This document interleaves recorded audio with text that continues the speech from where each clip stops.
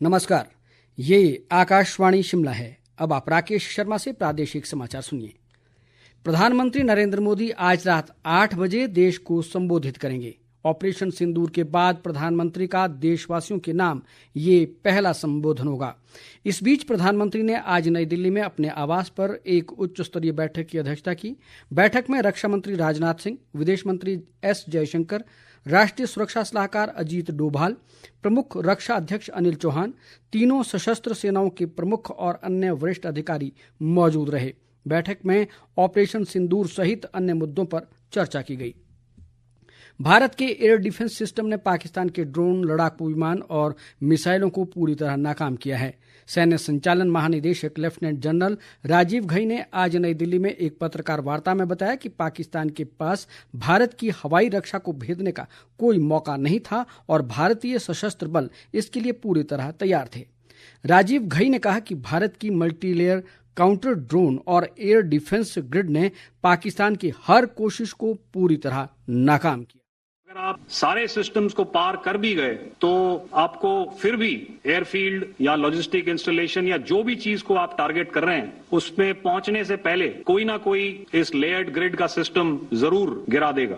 जो दुर्दशा कल आपने पाकिस्तान एयरफील्ड्स की देखी, हमारी एयरफील्ड्स हर प्रकार से ऑपरेशनल हैं। यही नहीं, पाकिस्तान के ड्रोन्स और वेपनाइज्ड यूएवीज से की गई हमलावर कोशिशें भी इस ग्रिड के कारण नाकाम हुई और जो बचे कुचे ड्रोन्स थे उन्हें हमारे शोल्डर फायर्ड हथियारों से मार गिराया गया। आतंकियों पर हमारे सटीक हमले लाइन ऑफ कंट्रोल और इंटरनेशनल बाउंड्री को पार करे बिना किए गए थे। आज बुद्ध पूर्णिमा है। विश्व भर में आज बुद्ध पूर्णिमा धार्मिक हर्षोल्लास के साथ मनाई जा रही है।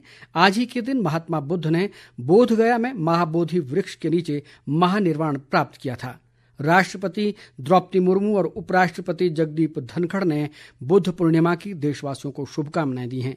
इस मौके पर शिमला के संभोटा तिब्बती स्कूल में एक कार्यक्रम का आयोजन किया गया, जिसमें मुख्यमंत्री सुखविंदर सिंह सुक्खू ने मुख्य अतिथि के रूप में शिरकत की। उन्होंने लोगों से भगवान बुद्ध की शिक्षाओं पर चलने का आह्वान किया। उन्होंने कहा कि भगवान बुद्ध का जीवन हमें सिखाता है कि करुणा, शांति और मानवता ही सच्चे धर्म के मूल स्तंभ है।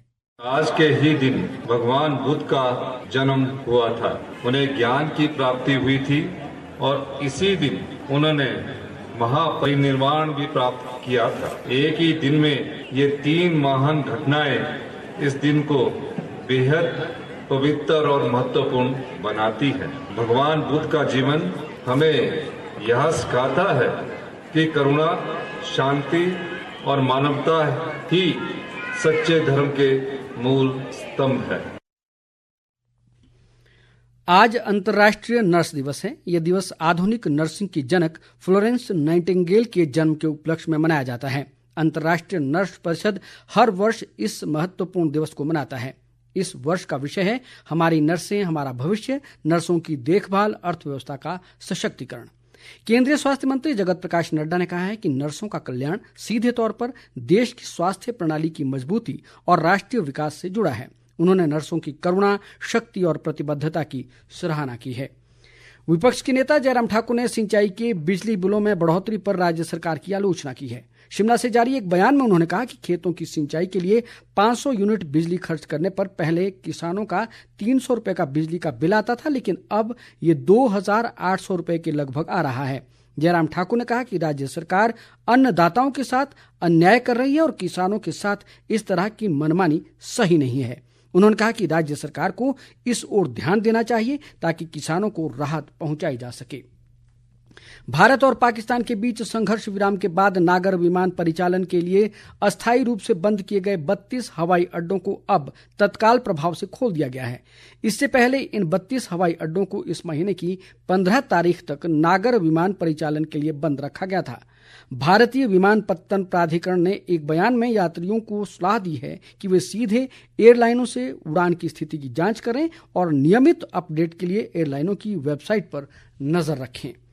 विधानसभा अध्यक्ष कुलदीप सिंह पठानिया ने आज भटियात क्षेत्र की रायपुर पंचायत में पिछले दिनों बादल फटने की घटना के प्रभावित 10 भेड़ पालकों को राहत राशि के चेक वितरित किए। उन्होंने लोगों की समस्याएं सुनी और राज्य सरकार की ओर से उन्हें हर संभव सहायता दिलाने का आश्वासन दिया। इसके साथ ही समाचार बुलेटिन समाप्त हुआ। हमारा अगला बुलेटिन आप सुन सकते हैं शाम 7:45 पर।